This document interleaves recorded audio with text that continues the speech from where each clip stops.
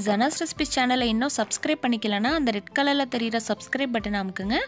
கூடவே வரக்கூடிய பெல் ஐக்கானையும் ப்ரெஸ் பண்ணுங்கள். அப்போ தான் video notification. Hello friends, welcome to Janas recipes. விடுமுறை நாட்களில் என்ன ஸ்நாக்ஸ் செய்யலான்னு சொல்லி ரொம்ப யோசிச்சுட்ருக்கீங்களா? அப்போ இந்த 5 நிமிஷம் ஸ்நாக்ஸை செஞ்சு அசத்துங்க. இதுக்கு தேவையான பொருட்கள்: 100 கிராம் ரவை எடுத்துக்கோங்க. அதே அளவுக்கு ஈக்குவல் அமௌண்ட் சர்க்கரை எடுத்து வச்சுக்கோங்க. 1 டேபிள் ஸ்பூன் ஏலக்காய் தூள், 1 முட்டை தேவையான அளவுக்கு. 100 கிராம் ரவைக்கு 1 முட்டை தாங்க அளவு.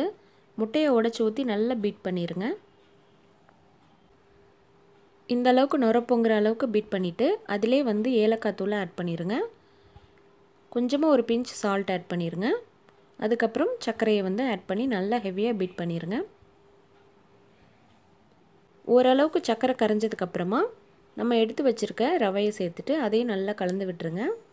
தண்ணி எதுவும் சேர்த்துடாதீங்க, அந்த சர்க்கரை இலக்கம் கொடுக்க ஆரம்பிச்சிடும். தண்ணி சேர்க்காம இந்த அளவுக்கு திக்கான கன்சிஸ்டன்சியாக நல்லா ரெடி பண்ணி வச்சுக்கோங்க. இப்போது அடுப்பில் எண்ணெயை காய வச்சுருங்க. ஆயில் நல்லா ஹீட் ஆயிடுச்சு.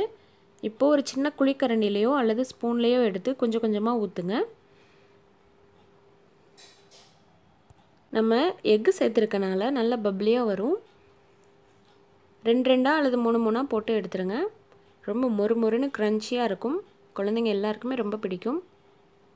எல்லா மாவையும் இதே போல் குட்டி குட்டியாக போட்டு எடுத்துருங்க.